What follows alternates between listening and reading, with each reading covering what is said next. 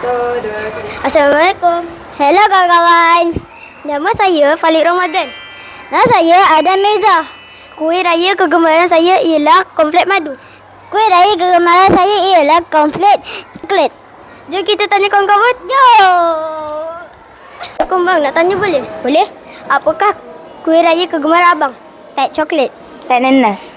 Assalamualaikum dik, nak tanya boleh? Boleh. Apakah kuih raya kegemaran awak? Lidah kucing. Tak nas. Terima kasih. Assalamualaikum bang, nak tanya boleh? Boleh? Apakah kuih raya kegemaran abang?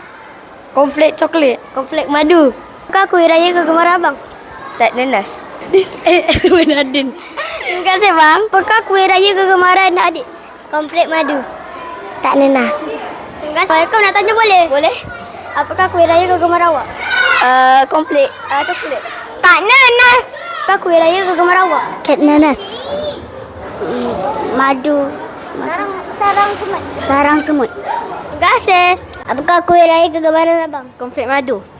Kuih London. Terima kasih. Apakah kuih raya kegemaran akak? Lidah kucing. Saya sama. Saya suka lidah kucing. Terima kasih kak. Apakah kuih raya kegemaran akak? Kuih batik. Kuih batik juga. Terima kasih kak. Apakah kuih raya kegemaran awak? Cookies.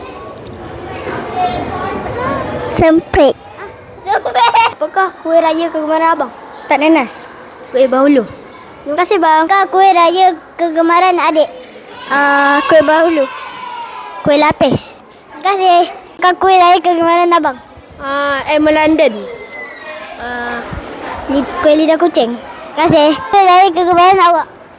Kuih samprit. Kuih puteri. Apakah kuih raya kegemaran abang? Tak coklat. Tak nanas. Terima kasih bang. Apakah kuih raya kegemaran abang? Kuih lapis.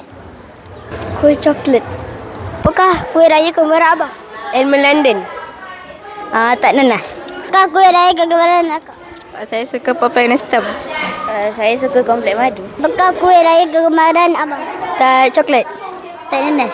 Konflik madu. Apakah kuih raya kegemaran abang? Tak nanas. Tak nanas. Tak coklat. Tak blueberry. Terima kasih bang.